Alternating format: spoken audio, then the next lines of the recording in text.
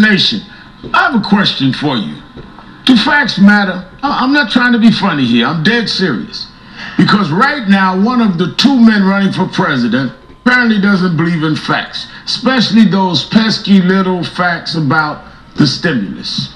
Things are getting a little better in a lot of places in this country, but it's not thanks to his policies. It's in spite of his policies. That stimulus he put in place. It didn't help private sector jobs. It helped preserve government jobs. We have 145,000 more government workers under this president. Let's send them home and put you back to work. The stimulus didn't help the private sector.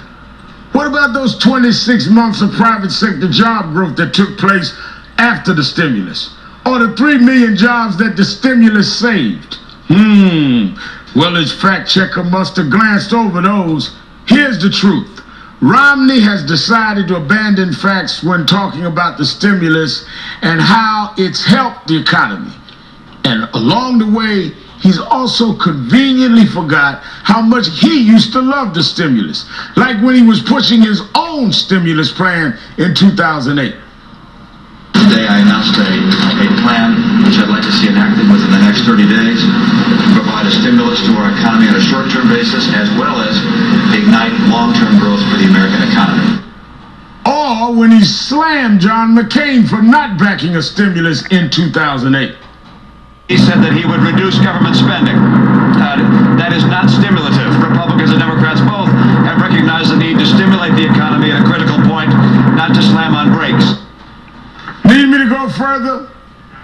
How about this doozy from 2002, when Romney bragged how much stimulus he could get from Washington? I'm a big believer in getting money where the money is.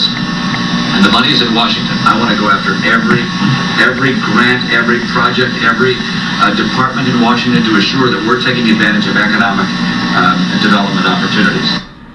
Facts matter, Willard. The sooner you learn that, the better.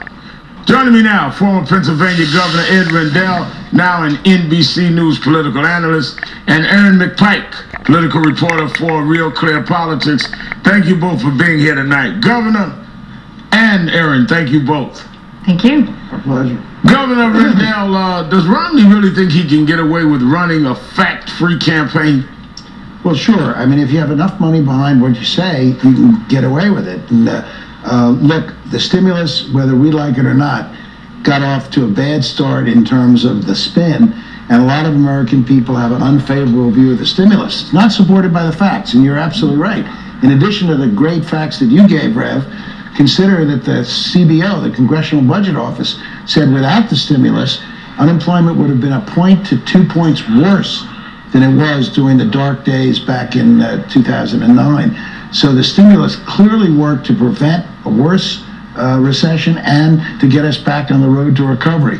The auto bailout, tremendous success. So, but stimulus gives them an opportunity because it got off to a bad name. You look at polls, and the polls show the American people didn't like the stimulus or didn't think it helped. So even though the facts are on our side, the spin was bad on stimulus, so they're going to try to drive that point home. I think it's important for us to fight back and tell the American people what the true facts were, just like on the auto bailout. Now, Aaron, so it's really political. It's really playing to the spin, because if you look at the facts, when he was governor, he loved stimulus.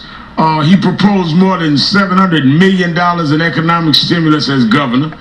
He also loved federal money when he was running the Salt Lake City Olympics. Just compare it to other modern U.S. Olympics. U.S. spending on the Olympics. 1984 Los Angeles Olympics cost $75 million.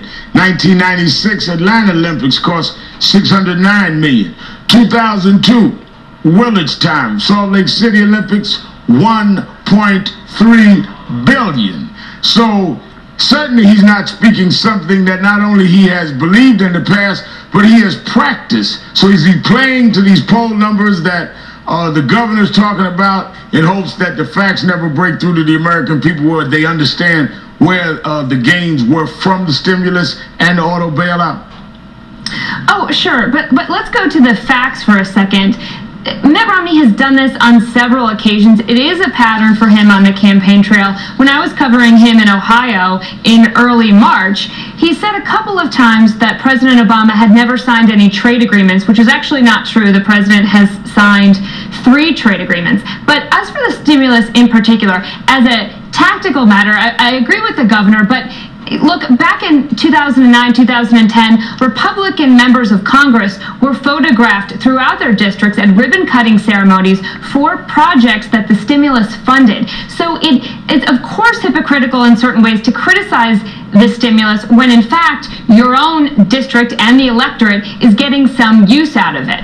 Now, Governor, not only did we cite what he did as governor with stimulus money and the Olympics, Bain Capital, his whole example of doing entrepreneurship and doing it in the private sector by himself.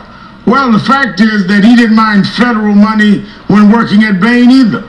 Bain worked with Steel Mill GS Technologies, a federal government insurance agency, paid $44 million to bail out the company's pension plan, while Bain made millions of dollars on the deal. So in every aspect of his leadership, he has dealt with government money. Absolutely, Rev. And look at the clip you played by the 2008 candidate Romney, right after the recession hit. What did he propose? A stimulus. What did he say reducing spending would do? That it wouldn't be stimulative. So the 2008 Romney candidate was telling you the truth, that to stimulate the economy, you do need some government money to get it rolling again, which is exactly what President Obama did. So I think you're right about Bain, but the most telling thing is this fellow running for president in 2008 wanted a stimulus and said reducing spending would not be stimulative. Why is stimulus so important, Governor? Let me ask you that. You ran a big state, Pennsylvania. Why is stimulus important? Why is government money from a federal level important?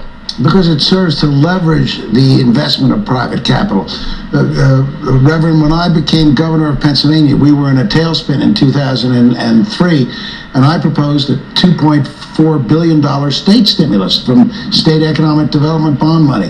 That money produced $19 billion in private sector investment in projects. So for our $2 billion, we got about 8.5 times the level of private sector involvement, private sector investment. So that's what stimulus means. It stimulates other investment. It stimulates growth. It works. There's no question about it. The stimulus in Pennsylvania was the main reason when I left office, Pennsylvania had an unemployment rate 2 points below the national average.